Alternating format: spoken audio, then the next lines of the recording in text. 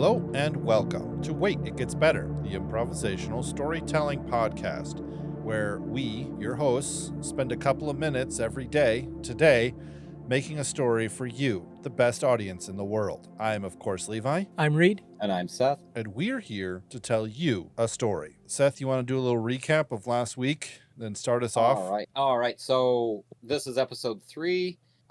We have kind of this world set up. It's kind of like a post-apocalyptic world, but not Mad Max. You know, it's beyond that. It's something more of the image of like the world gone by. There might be a few remnants kind of hanging out, much like you might see in like the Shannara books or the Wheel of Time. Right. Where if you know what they're talking about, you can kind of, oh, it's the Texaco gas station, sign kind of thing. We have kind of an idea of a pantheon where after all this, it's kind of developed into this kind of, it's whatever you can kind of scratch and make on your own, with whatever kind of technology you can muster up kind of thing. No idea of a pantheon or a god idea is kind of really prevalent. Then we had, that was the pantheon, the other thing. And then we have our hero. Did we have a name for him? So we had a name I for the just hero's called him sidekick. school teacher. Yeah, I don't think he had a name. Maybe I'm wrong. I don't remember, though. I just wrote down school teacher. Wasn't that kind of? Teach. We'll call him Teach. Because I'll just say that, he's kind of woken up and maybe he has a name, but as it would be the hero's sidekick, Charlie, who is the great kind of descendant of the guy, kind of prepper guy. He kind of used to work for the government, had all this inside stuff, had made a bunker, made this cryo thing, had access to stuff, and he put this friend of his in kind of a cryogenics.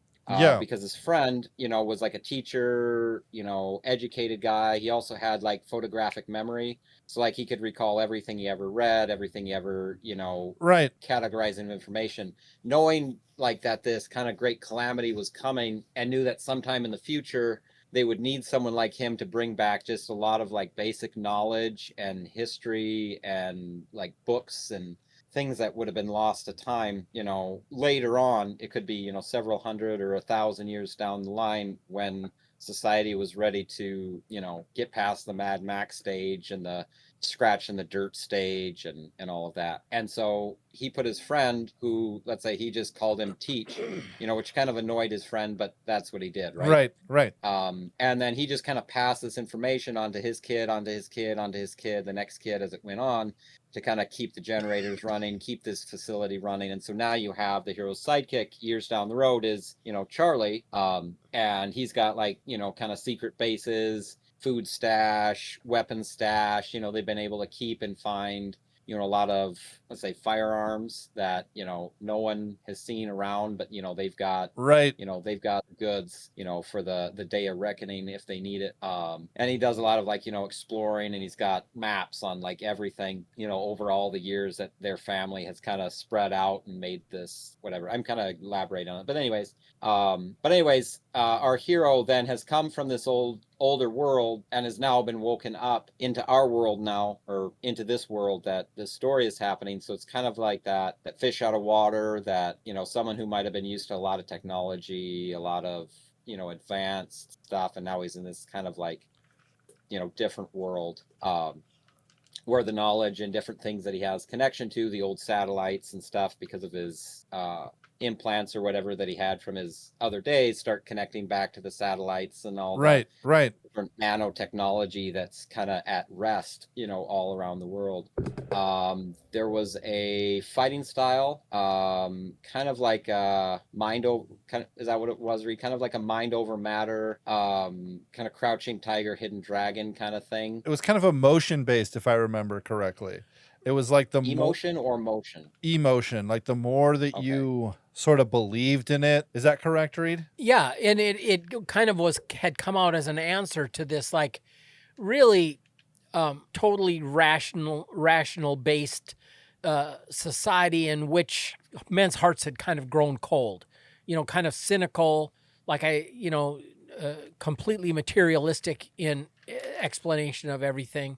And this group, I think the way I said it was they rescued old virtues like courage and loyalty and honor. And they formed this a martial art, is basically martial art that depended on what could be imagined, and that's where I came up, with that image from the hidden tiger, crouching dragon. No, crouching dragon, hidden tiger. Crouching tiger, hidden dragon. Crouching tiger, hidden dragon. Yeah. And so they, it was poo-pooed by the people that trained soldiers and stuff in that time, because they were just about maximizing brute force and function over form.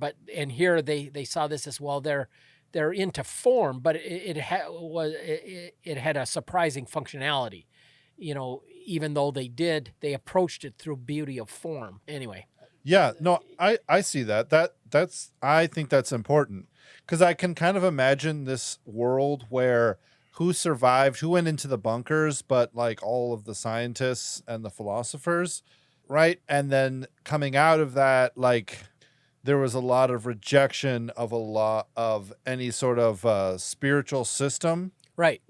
And then in difficult times, artists they're still artists, but they tend to not flourish as much because it's difficult to flourish in difficult times as an artist. And so like a world that's lost a lot of its appreciation for systems. And I think one of the interesting things was that the Pantheon was the fact that there was no Pantheon. Right. Right. People had sort of decided to be done with the idea of a Pantheon. Yes. And so how do they get their soldiers to stay in line?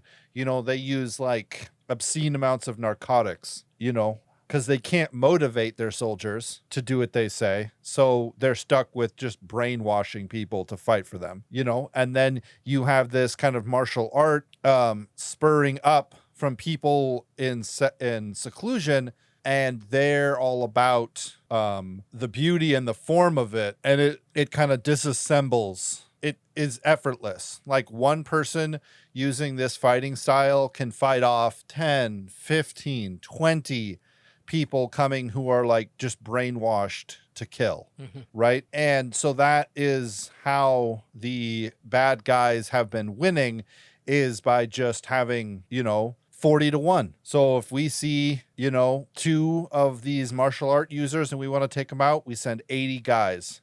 And they're just going to churn through our guys. They're just going to kill 20 each of them is going to kill 20 of our guys, but we're going to like overwhelm them. That's how the fighting has been going on. So it's like the disparity is like really great, but the bad guys are clearly bad because they're literally using like drugs and like hypnosis and things like that to brainwash people, to turn them into these soldiers to fight against these people who are using this fighting style that Reed was talking about. Anyways, that's not my story element. Is that it for the recap? I think that's pretty much it for the recap. Well, yours from last time was the unique pet, which basically was what I had mentioned, where the kind of the implants and stuff that our hero has connects into like the nanotechnology and the satellites, right, and some of that old world stuff that everyone's kind of forgotten about. Is that about correct? Yeah. So basically all the nanobots and things that used to run the world are now just dormant around the world. And he, because he's from the old world, still has the implants. So as he moves around, things will come alive and lights will turn on where they still can, or he'll start to get readouts and start to get satellite data dumps and stuff, so basically it turns him into that kind of super powered guy. But one of the things I wanted to say about this story is that before the end of the world, when it was just Teach and Charlie, Charlie was the main character and Teach was the hero's sidekick for that story. We haven't written that story yet, but that's how it was. And now Teach is going to have to learn how to be the main character, not the main character, but the hero in this story. And that was one of the aspects. He's used to following, he's used to being told what to do, but now all of a sudden, all this responsibility is being laid on top of him. And it's like, I can imagine how overwhelming it would be. So what story elements did you guys have for this week? I had villain. I have random insert. Well, I had wild card and I chose villain because we needed one. Yeah, I have unique weapon. So I'd like to hear the villain, because we've been kind of creating this world without necessarily a direct bad guy. So I'd like to hear him before we talked about the weapon, unless Reed wanted to randomly insert. No, go ahead. Okay, so I'll start with the villain. It's slightly based on a conversation I had this weekend at my birthday party. Happy birthday. About kind of the stray in a lot of like movies and stories from having like a very defined bad guy, right? Where, you know what I'm talking about? I think so. Where like sometimes it's like, oh, well, the bad guy actually has like all the right ideas, but like, you know, he pushed his girlfriend out of a car, so that makes him the bad guy. Right. I mean, kind of, but then like you find yourself kind of empathizing more with, you know, the villainous side of things, but you know, they are a bad guy, so they got to take him down. You know, he had all the right ideas, but maybe he was just going about it in the wrong way. Right. Where it's like that defined, like, no, I'm the bad guy. I want to control people. I want to kill as many people as possible. I just love, you know, not me, but, you know, a bad guy that's just evil, right? Kind of a bad guy, right? Absolutely. So not a Wreck-It Ralph. Not like no. Wreck-It Ralph was, well, just because I'm the bad guy doesn't mean I'm a bad guy. No, I'm sorry. That was my favorite line from Wreck-It Ralph. Yeah, so and part of that, so anyways, we have, I don't know, I'm not Tyrone. Does it sound like a bad guy name? Sorry to anyone named Tyrone. I'm not trying to pick on you. Does that sound When I hear Tyrone, I think of a guy with like brass knuckles. Okay, cool. That's kind of what I thought too. So again, anyone named Tyrone listen to this, my apologies, but hey, you know, I didn't name you. Tell me about Tyrone. Okay, our villain Tyrone, he has I would say that okay, how would this be? So he has something that's been passed on to him from like his father to father to father to father, right? It's like the withered hand of like his great whatever it is grandfather, right? Okay. However, embedded in there is the implant, is the chip. Just like teach him, right? However, because it's not connected to him, right? Yeah. He can't like access all the satellites, but he can like turn old equipment on, right? So it's almost like a magic trick kind of thing. Like, so it's almost like he's got this wand, right? And because it still is recognizing that there's that, you know, tissue, that genetic tissue that's the same. Right. So it'll react with him and, you know, his descendants so far, like holding it and using it. And so there's a lot of like doors that'll open, you know, different things. But, you know, it's like after all this time, like you've kind of lost how to use it, you know, because again, it's not hooked up to his brain. He doesn't, you know, he can't, you know, it can just, you know, to the simple peasant, it's, you know, quite a miraculous thing, right? The secure door that no one has been able to break down for, you know, 500 years, as far as they know, you know, he can walk up to it and wave this kind of wand thing that looks like this shriveled hand that's kind of bound up. And then he like maybe wears it on over his hand or something like that. So it's like this weird thing. Yeah. And so like he can put his hand on like this like old bit of machinery and it'll like start up, and maybe if it's a weapon it might work and like shoot this laser blast or something. Right. And so he's kind of got an array of things that, you know, to the common peasantry of the day, you know, is pretty spectacular. And I think one of the things we set up was that kind of in this post world, some of the old big cities have become kind of these concrete jungles, right? And so he has set up shop, you know, instead of just being like the Mad Max kind of like lord of, you know, whoever he can kind of bully around. He's doing that, but he's setting up kind of a like rebuilding part of the city. You know, like maybe he's found the old university or one of the old like stone built buildings, and he's getting it like fixed up and making like his own like Taj Mahal, where he is then kind of sending his goons, sending his people out into the countryside. Because like Bug's Life came up with this, you know, which then is like, you know, Samurai 7, Magnificent 7, you know, that whole bit. And so his idea is literally to have like, he's like, I don't know if that would be like narcissistic, pinning control over these kind of sub communities to grow food, to simply give it all to him, to bring it into his like Taj Mahal, like rebuild with all this like super tech that he's got going on here, to come in and out and basically setting himself up as like a god figure, right? Where you know, they answer to him simply for the fact that he just loves people groveling to him. A warlord. A true like warlord. Yeah, just cruel for the sake of cruel, so that everyone else watching knows that could be them. Absolutely. So like you said, whereas Brass Knuckles was it bad Leroy Brown, right? No, that's the other one. Slim. No, Jim. Don't mess around with Jim. He's got a 32 gun in his pocket and a razor just for fun. Mm-hmm. You might know that one, Reed. Oh yeah, Jim Croce. Anyways, just a bad dude, and just that gets his kicks. Going out, making all these little kind of sub communities, giving him just an amount of like I'm the big bad guy around here, and someone bigger and worse than me could come in and hurt you. But thanks to me, that whole bit. Yeah. Kicks the peasants around a little bit. Keeps them isolated in these kind of little things where they feel like they have to like make all the food and all these grand things to come and present to him at the palace. And he's just kind of starting to grow his empire into this thing as he can get more of these little communities kind of subserviated under his iron fist. So there's our villain, just a bad dude named Tyrone. I like it. I have this sort of image of the fact that he is learned, right? So he's more, because of this, the preservation of this, because I'm guessing his father also had this hand, and his father before him, and his father before him, and his, back and back and back, whatever, 500, 1,000 years, however long it's been.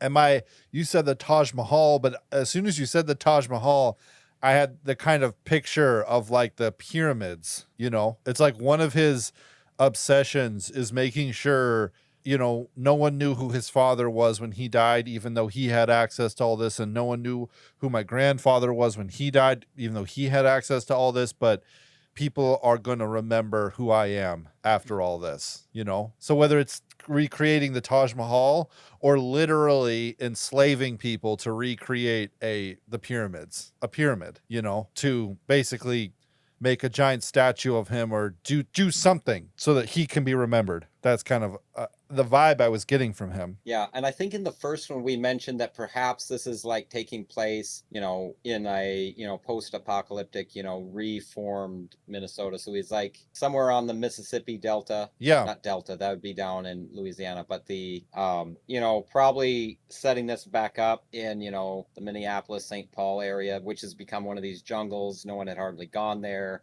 He's gone in there, gotten all this old stuff, and is rebuilding. And maybe he's gotten schematics of these old things that people would remember. And maybe he is. Maybe he's trying to like rebuild these pyramids along the new Nile. Right, exactly. Along with like a big statue, trying to find like and make a bronze statue of himself, with all this stuff that, his past predecessors have gathered into their little enclave here in the... Yeah. Yeah, it works, man. I like it. I'm just looking at a map of Minneapolis, St. I was thinking Paul that the real downfall, could be traced back to the when they started to assassinate the legislators that weren't going to stay in line. Oh wait, that's today. No, that was yesterday. Yesterday. Reed. Oh, okay. Yeah, that was yesterday. Woof. I do not hope for the downfall of the world of people. I like that. I'm just I'm thinking like Highland Park. It's like kind of in between Minneapolis and St. Paul, right by the river, right by Fort Snelling, historic. Right by the old Ford plant. Yeah. So I'm seeing the airport here. Yeah, that where the airport too. Kind of a like historic Fort Snelling kind of area, is where Fort Snelling National Cemetery. Yeah, maybe there was like a bunker in Fort Snelling. That's where his family had a lot of their stuff squirreled away, and now they're clearing space in the Highland National Golf Course, which looks like a giant, mostly clear space to build a couple of pyramids. Did you know Fort Snelling was one of the precincts in my old House district? I didn't know that. I actually won Fort Snelling by 2 votes. That's excellent. Yeah. So I guess we'll talk about the unique weapon now. I don't really have a good idea for the unique weapon. Oh, I just thought of it. I know what the idea is. So the idea is the unique weapon is called Operation Firestorm. And in the old Earth, before the downfall of everything, when the government was being shown the nanobite technology, they said, this is very cool. We can see a lot of government usage for this. However, we are going to need 2 fail-safes put in place. One of the fail-safes put in place is called Operation Firestorm, which is that with a certain code being delivered to them, all of the nanobots have to self-destruct immediately, just in case of like an AI incursion or some foreign power, right? And at the time that this was being instituted, the giant stores of the material that they would make the nanobots out of, or that they would instruct the nanobots to make themselves out of, was locked deep underground. Since the end of the world, those bunkers have been breached and the nanobots have been able to get into it. And now, like, the density of bot is like 100 times what it should be. Which means that if someone were to activate Operation Firestorm right now, it would essentially like light the air on fire all around the world. Yikes. Right? The other thing that the military insisted on is that the nanobots have a decay rate. Basically, that they could have made them much more efficient and much more, basically last much longer, but they made them so that they have to expire. And so this is one of the things that Teach sort of runs into as he begins to use them, is that certain ones of them have expiration parameters. And basically the idea is they're not going to be around forever, right? They've hit capacity. They've like used up all the metal, the specific alloy that was used to make them. It's all gone. Like they've been making and replicating themselves for years, and it's all gone now. And so in 5 years, they're all going to be depreciated and gone, right? So he is using this asset, but it's very much a non-renewable asset, right? So he'll first use a bunch of them in a town, and at first he can just use them like crazy, because as soon as he starts, it's like they're at 100% saturation throughout the whole world. And if he uses a bunch in like Stillwater to create a bunch of piping to, bring fresh water to the village of running water, it's not Stillwater anymore, it's running water now. Cool. Then the nanobots from all around the world will stream in to refill the ones that were used up. Does that make sense? Because when he makes the nanobots, he can either have the nanobots like repair, like pick up iron or copper and bring it over to where there's a copper pipe and repair it, or he can instruct the nanobots to become the pipe, and then they kind of go to where the pipe is and they lock down, and then they like die. They like self-destruct, but they become the thing. Be like inert. They just, yeah. Yeah, there's no way to turn them back on, though. It's not like you're doing this for a little bit, So he can actually do things like create a circuit board, but then after he's done, this is one of the properties of this metal that they use to make them, and why they, it's special. It needs to be created and crafted, and the way to do it, it's lost. And so at first, when he does this, it's like, oh, it's infinite. They're just like streaming in. But the more he does it, the longer it takes for the bots to reach a saturation level that's, so when he first, the idea is that when he first uses it, it's like insanely powerful. And then it kind of starts to drop off, and then he learns what it is, and then he kind of, this is his character arc as he stops using it and does more of the fighting style that Reed was talking about. He relies on them less. And then my idea being, at the last fight, he spends a couple of hours calling all of them to himself. And so at this last fight, he has like insane power. He can just like touch a door and it just disappears, because he's got, at this point, all of them like on his skin. And so like bullets are just bouncing off of him, and, millions of them are dying as the bullet hits him, because they're all like streaming forward to catch the bullet and slow it down and break it apart. And so by the time it hits him, it's nothing. But it's like this character arc where he thinks he's really powerful, and then he realizes it, and so he stops using it. And then at the end, he uses it in conjunction with the fighting style. And it's like, this is how it was supposed to be.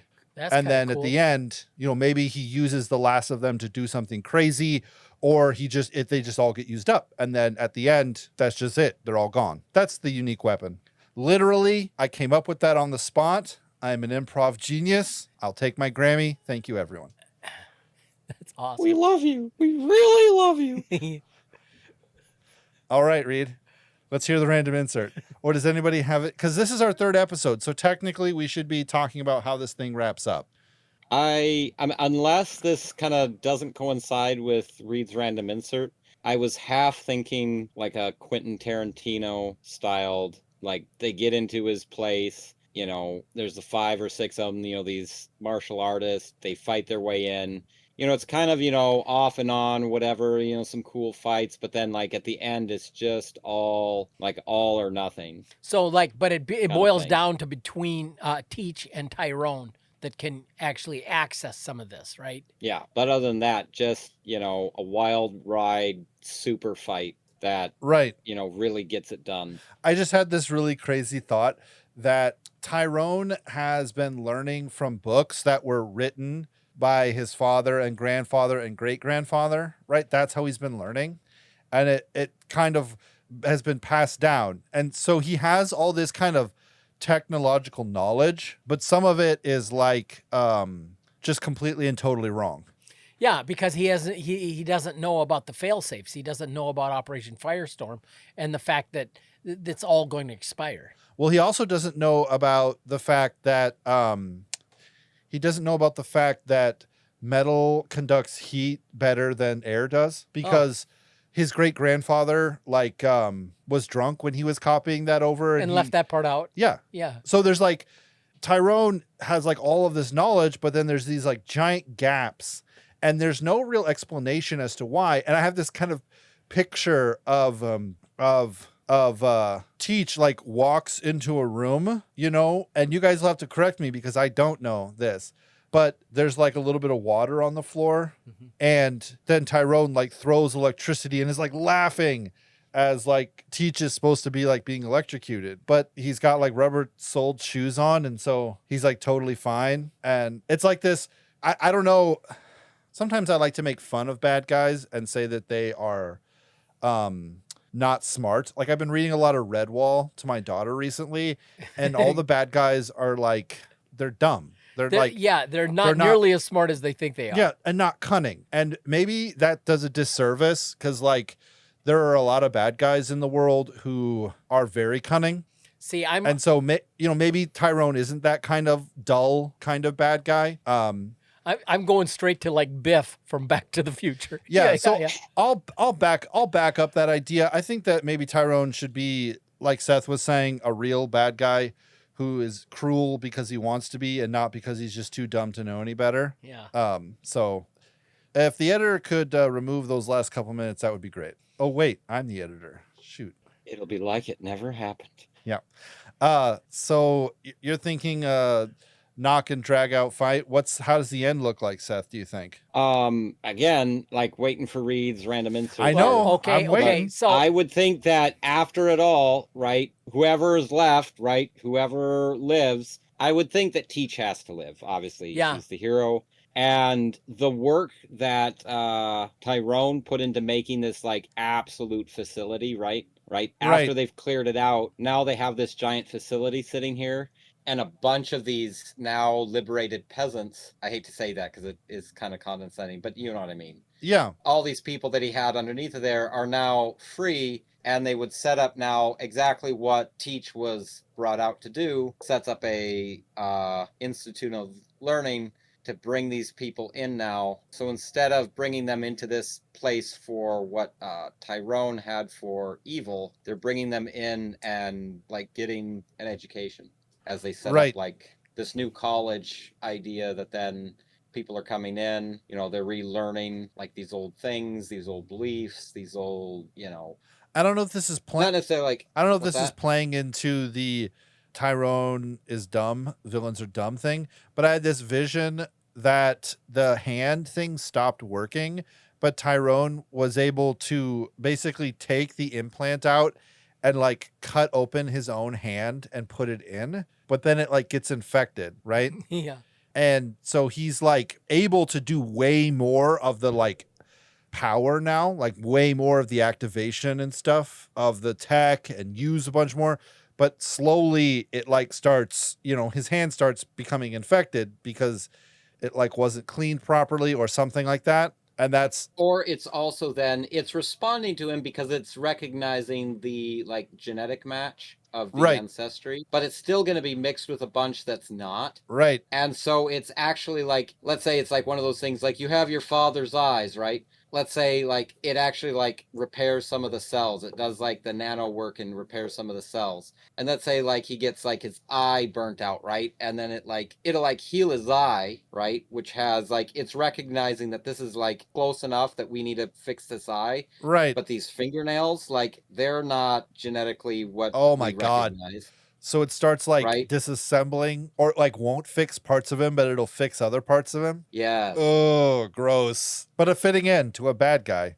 So kind of like it does the opposite of anti-rejection medication. It Yeah, where it's like over accepting parts of him, but like rejecting other parts. Like, I don't know how that would all work, but it's like, and so it's like in this constant battle of like almost trying to take over, but then his body's fighting it, but then it's like healing and like fixing like wounds in his like left arm, but not his right arm. And like he doesn't know why or. Yeah. And then till eventually he faces off with Teach and gets punched in the face one too many times. Like his face slides off. Ick. Gross, gross, gross, gross. But yes, maybe. Well, gentlemen, what I had in mind for the random insert just isn't going to happen. Tell us.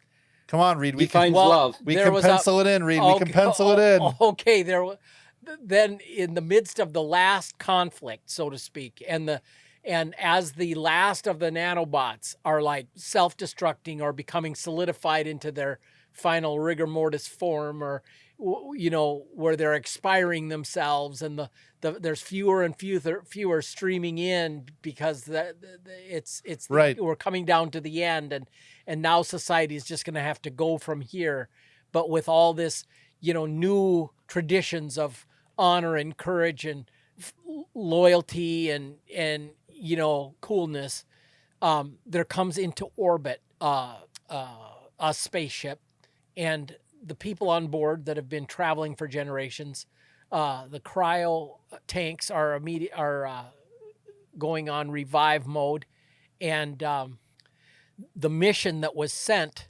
to check on their ancestors appears That's in orbit great. over, and they have a flourishing society, or at least did several generations ago when they sent this ship off. Right. And they just are here to kind of check in, and this is what they're going to find. Yeah, that's and great. They were and they came on these 3 ships, the Nino, the Pinto, and the Santa Maria. Yeah, pretty much, you know. And they were going to the old world, so they had to like name them and. I have this idea that like Chet's there and the defeat has happened, and then all the nanobots are gone, but he can still detect the satellites and stuff, right? Yeah. And he's told that there are like hundreds of trillions of more nanobots and the material on the satellites, but he doesn't know any of the access codes, right? And then he watches as in his mind's eye as they all release nanobots and create a giant ring, a deep space travel ring, and then these ships come out, and he's like getting this information real time, and then the book is over. That's good. That sounds great, Reed. Ladies and gentlemen, I like it. Thank you so much for joining us for this episode of Wait, It Gets Better. Destruction in Minnesota. It was a great story. We laughed, we cried, it moved us. If you have any questions about our process, if you have any questions about us, if you have any suggestions about how we could do this better, let us know. Our phone number is 8675309. No, our email address is waititgetsbettercast@gmail.com, and our Twitter handle is @getsbettercast. We would be happy to hear from you and talk to you, and just let us know what you think of it. And until next time, just wait, because it gets better.